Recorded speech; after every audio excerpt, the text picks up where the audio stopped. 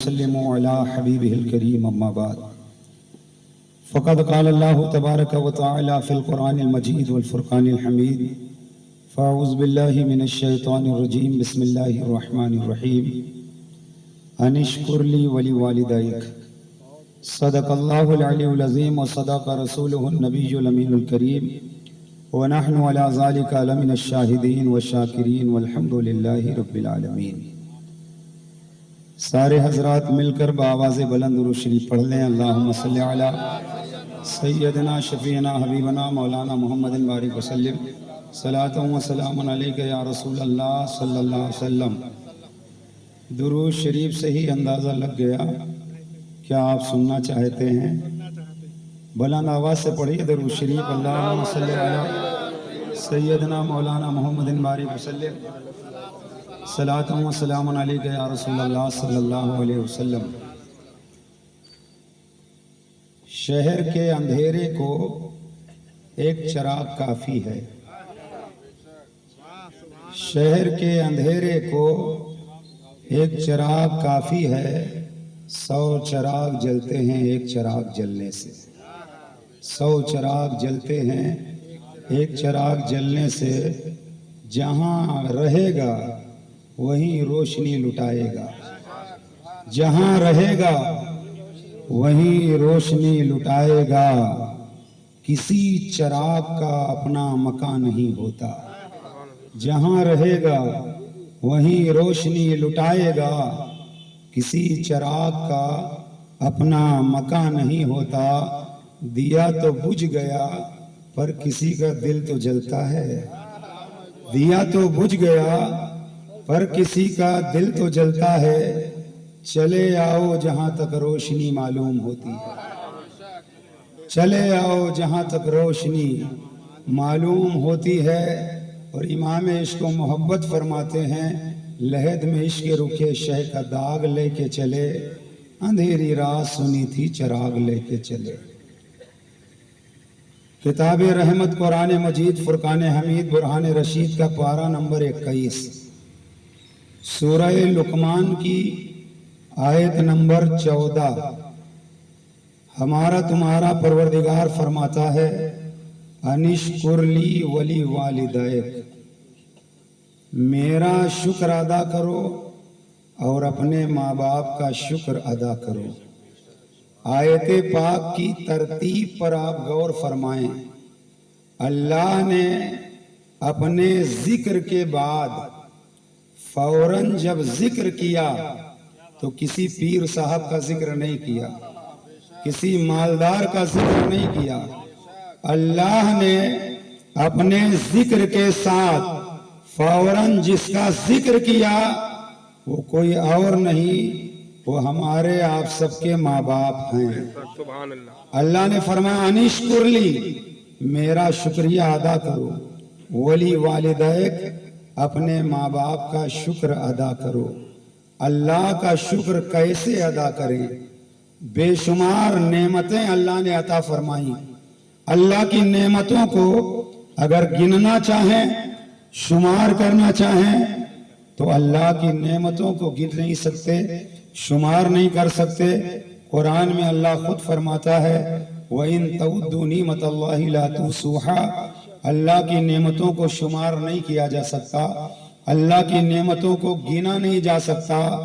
آپ دور نہ جائیں، اللہ کی ایسی انمول نعمتیں آپ اسی مجمع میں بیٹھے بیٹھے اپنے جسم کا جائزہ لے کر اندازہ لگا سکتے ہیں۔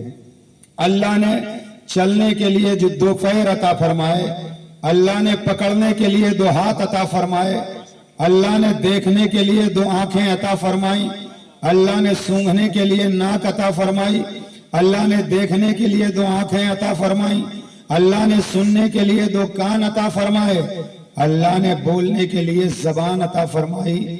پیر کتنی بڑی نعمت ہے، کسی اپاہج سے پوچھنا وہ بتائے گا پیر کی نعمت کتنی عظیم نعمت ہے، ہاتھ کتنی بڑی نعمت ہے۔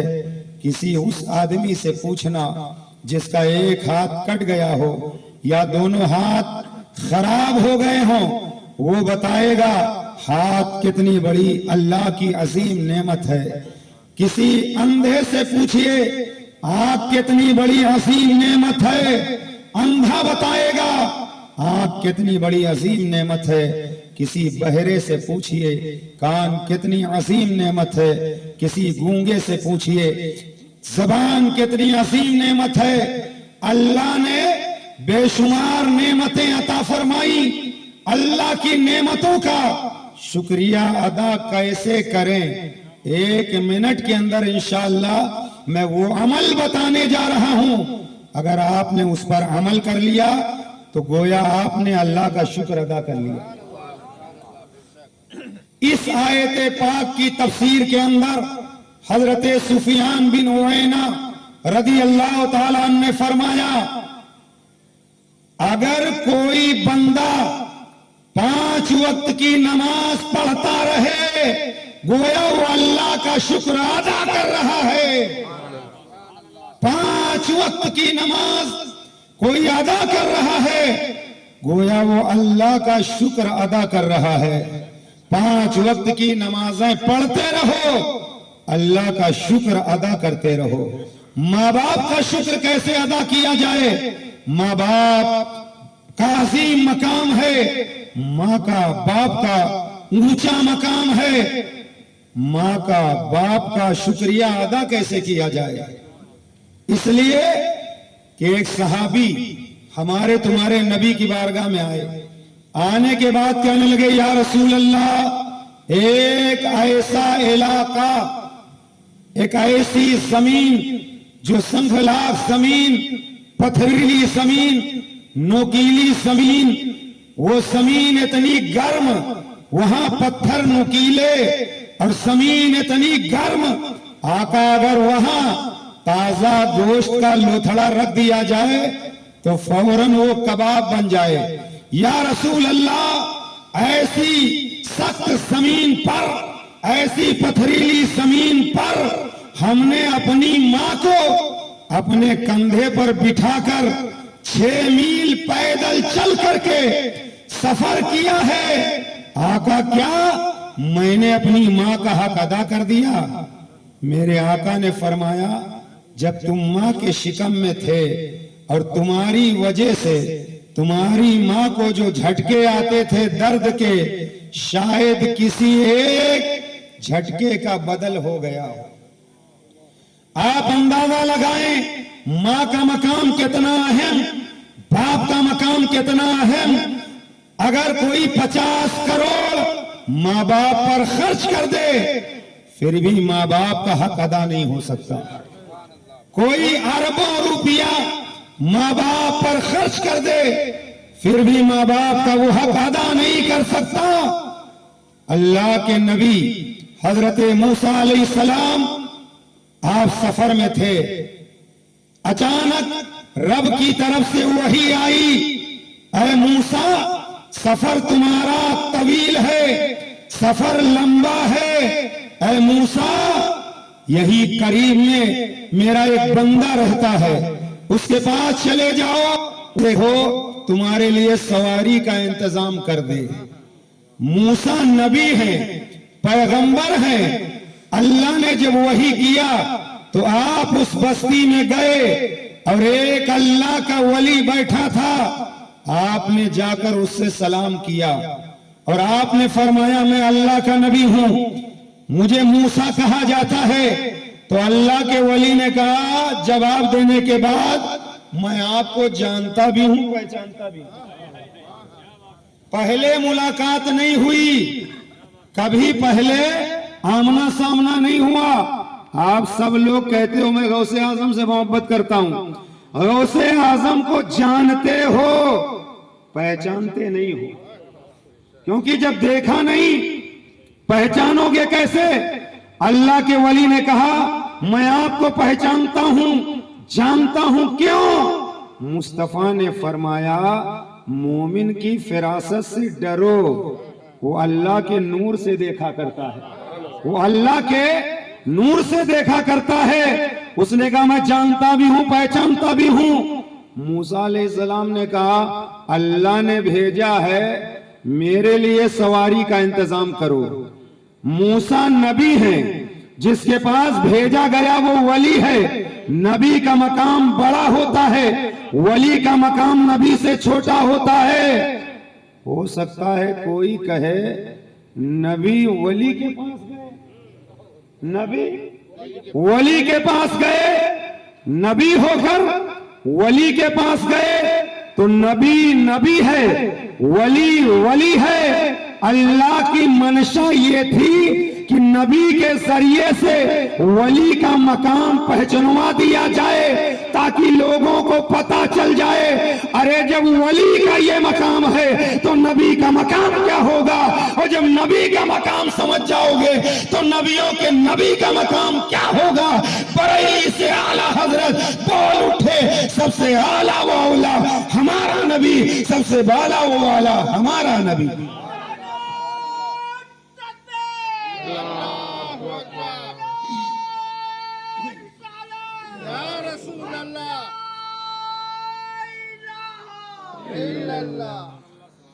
جب اس نے کہا کہ اللہ نے بھیجا ہے, حضرت موسیٰ نے ولی سے کہا اللہ نے بھیجا ہے, سواری کا انتظام کرو. توجہ, تو اللہ کے ولی نے آسمان کی طرف دیکھا اور بادل کا ٹکڑا اڑتا ہوا نظر آیا.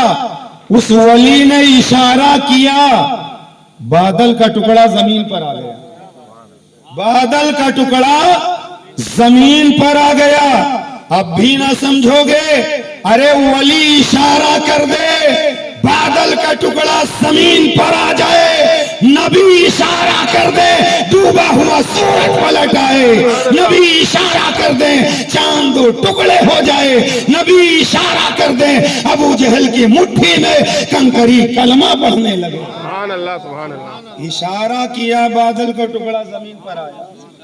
اللہ کے ولی نے کہا ہے بادل یہ اللہ کے نبی موسیٰ ہیں, انہیں بٹھا لے, جہاں جانا چاہتے ہیں وہاں پہنچا دے.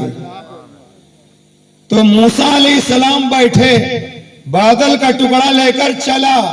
حضرت موسیٰ نے کہا یا اللہ میں تیرا نبی ہوں, وہ تیرا ولی ہے, مولا مجھے یہ پاور اسے ملا کہاں سے, اسے یہ شان ملی کہاں سے, اسے یہ طاقت ملی کہاں سے.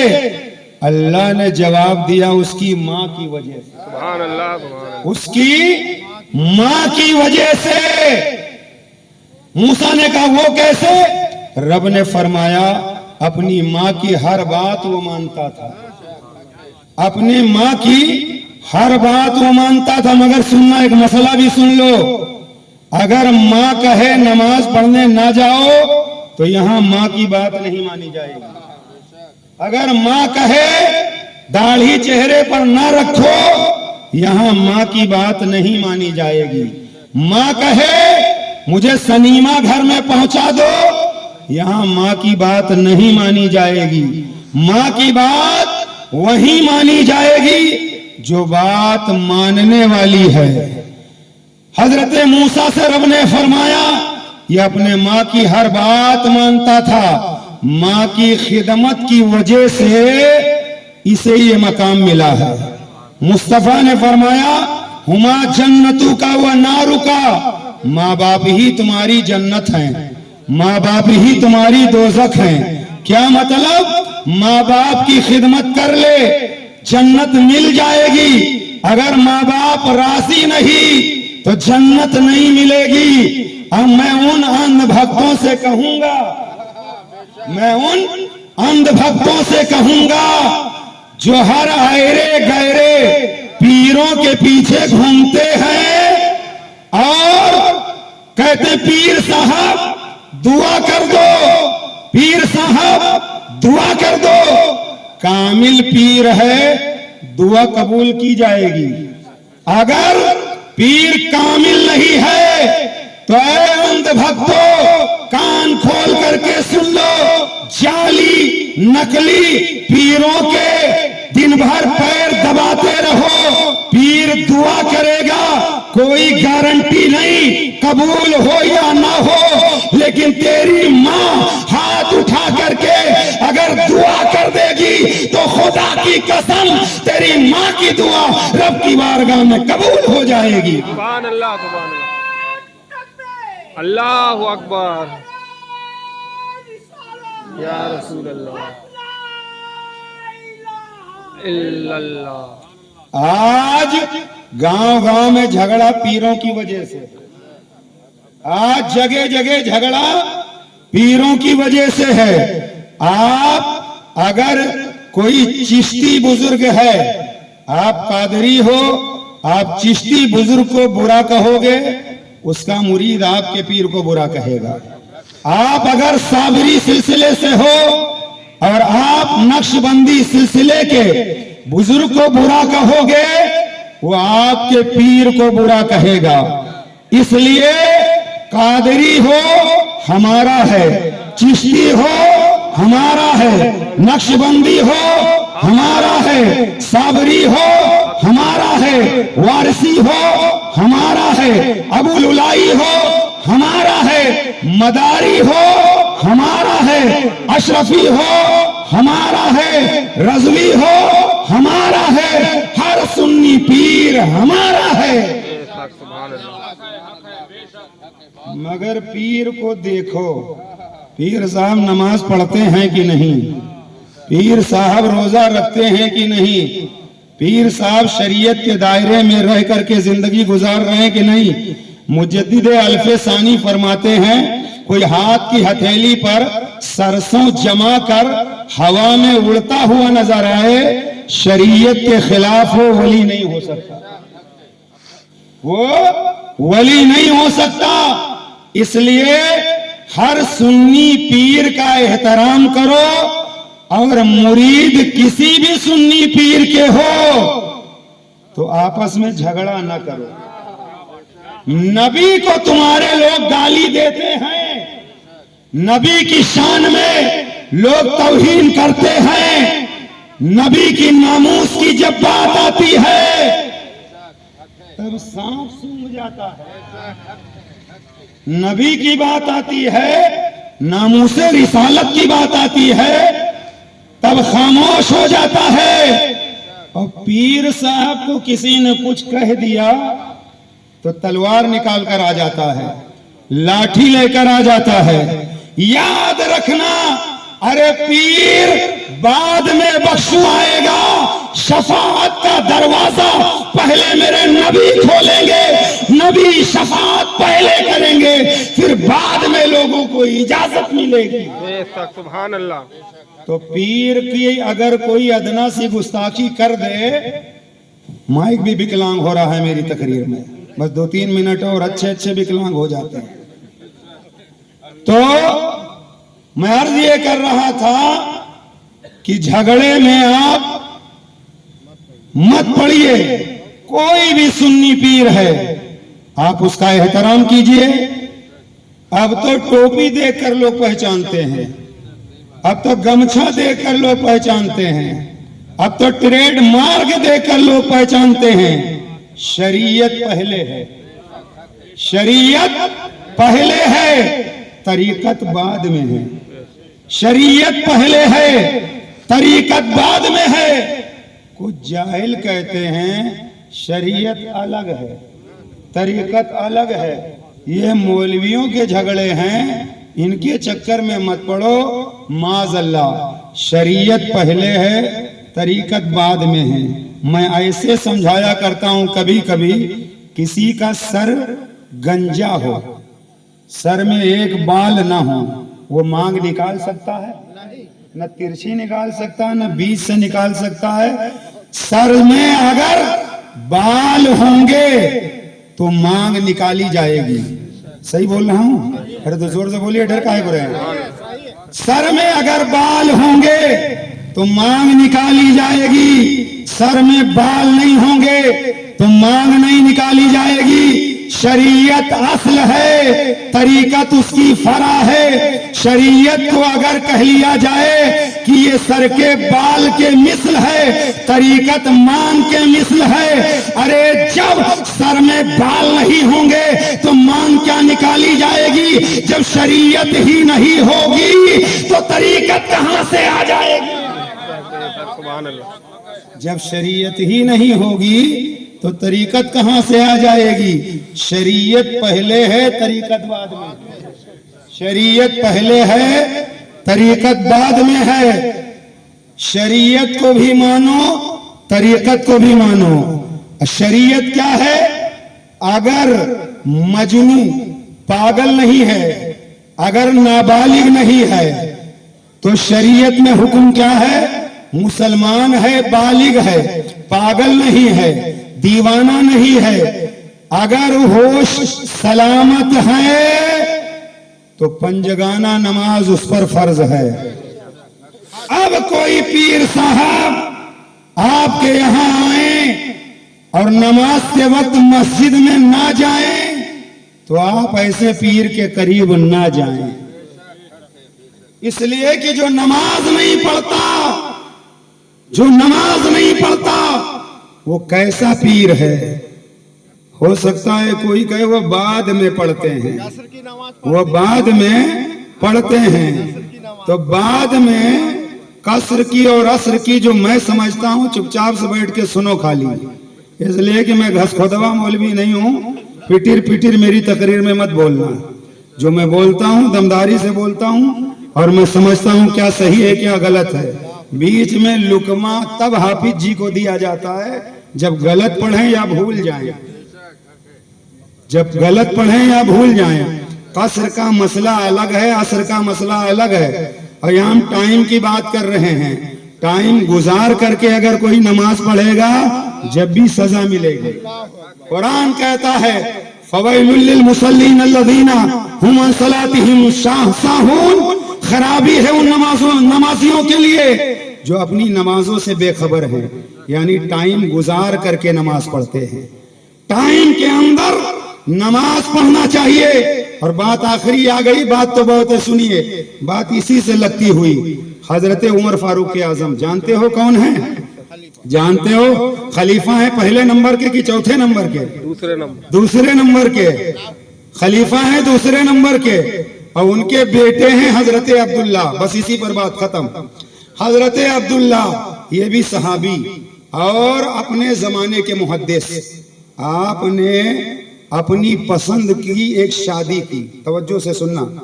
निकाह जब हो गया तो शादी की पहली रात, अरमानों की रात, उम्मीदों की रात, न मालूम क्या क्या आस लगाए लोग बैठे रहते हैं।